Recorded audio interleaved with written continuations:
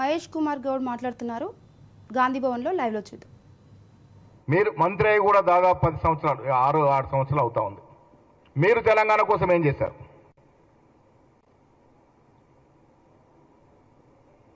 మొన్న ఎన్నికల్లో ప్రజలు మీకు 8 పార్లమెంటు స్థానాలు 8 అసెంబ్లీ స్థానాలు ఇస్తే ఇటీవల వచ్చిన బడ్జెట్లో మీరు ఎన్ని పైసలు ఈ రాష్ట్రానికి అదనంగా తెచ్చారు? గుండు సున్నా ఇచ్చారు మీరు బడ్జెట్లో. మీరు ఏం చేశారని అవకాశం అడుగుతా ఉన్నారు, ఒక్క ఛాన్స్ అడుగుతా ఉన్నారు. మోడీ గారు సాబర్మతి ప్రాజెక్టు కట్టుకోవచ్చు, గంగావతి ప్రాజెక్టుకి డబ్బులు ఇవ్వచ్చు. ఇలా ఢిల్లీలో ఎన్నికల్లో గెలవాలి కాబట్టి యమునాకి డబ్బులు ఇస్తామని చెప్పొచ్చు. కానీ మీరు మాత్రం మూసీకి నయా పైసా తేరుగాక తేరు. మూసీ నది పట్టదు మీకు.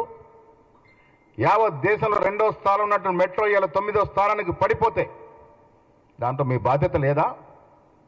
₹1 మెట్రో పనుల కోసం విస్తరణ కోసం తెచ్చిన పాపాన పోయినారా? మీకు మూసీ ప్రక్షాళనై హైదరాబాద్ భాగ్యనగర్ ప్రజలు సుఖపడాలనుకుంటే మీకు గిట్టదు.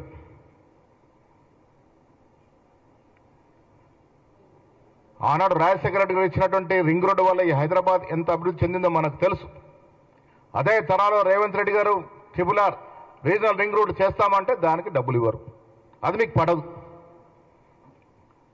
రాష్ట్రానికి రావాల్సిన నిధులు విధులు వాటాలు దేని గురించి మీరు మాట్లాడరు. కానీ ఒక్క ఛాన్స్ కావాలట. ఎందుకు ఇస్తారయ్యా తెలంగాణ ప్రజలు నీకు ఒక్క ఛాన్సు?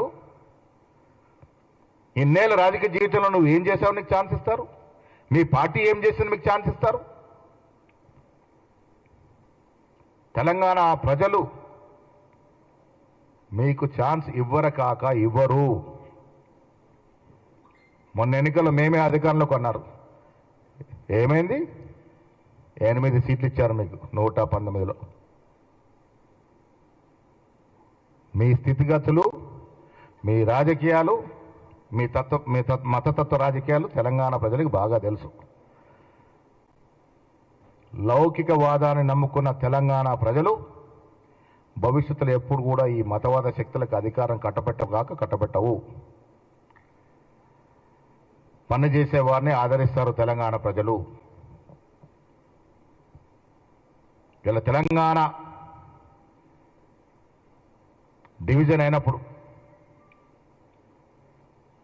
తెలంగాణ రీఆర్గనైజేషన్ యాక్ట్లో ఉన్నటువంటి కనీస వాగ్దానాలు అమలు చేయనటువంటి దుస్థితి వల్ల ఒక్కరోజు దాని గురించి మాట్లాడే పాపాన పోలే కిషన్ రెడ్డి గారు కానీ బండి సంజయ్ గారు కానీ ఇలా పెద్దగా చెప్పుకున్న బీజేపీ నాయకులు కానీ విభజన హామీలు మీకు పట్టవు. రాష్ట్రానికి రావాల్సిన వాటల గురించి మీరు మాట్లాడరు. రాష్ట్రానికి రావాల్సిన ప్రాజెక్టు గురించి పదే విజ్ఞప్తి చేసినా మీరే డెలిగేషన్ లీడ్ చేయండి ప్రధానమంత్రి వరకు మేము వస్తామంటే కూడా మీకు పట్టదు. అన్నిటికి మించి ఇది పేద ప్రజల ప్రభుత్వం, ఎస్సీ ఎస్టీ బీసీ మైనార్టీల ప్రభుత్వం అని చెప్పే విధంగా రేవంత్ రెడ్డి గారు ఈ రాష్ట్రంలో కుల సర్వే చేసి ఎవరు ఎంత ఉన్నారో స్పష్టంగా చెప్పినటువంటి సందర్భం. దానికి తోడు 42% రిజర్వేషన్ ఇస్తూ అసెంబ్లీలో చట్టం చేసినట్టు తీరు. దాని గురించి మాట్లాడరు మీరు. సరే మీరైతే బీసీ గారు మాట్లాడరు. మరి బీసీలు అనేటువంటి మా బండి సంజయ్ గారు ఏం చేస్తున్నారు? మా అరవింద్ గారు ఏం చేస్తున్నారు? మా లక్ష్మణ్ గారు ఏం చేస్తున్నారు?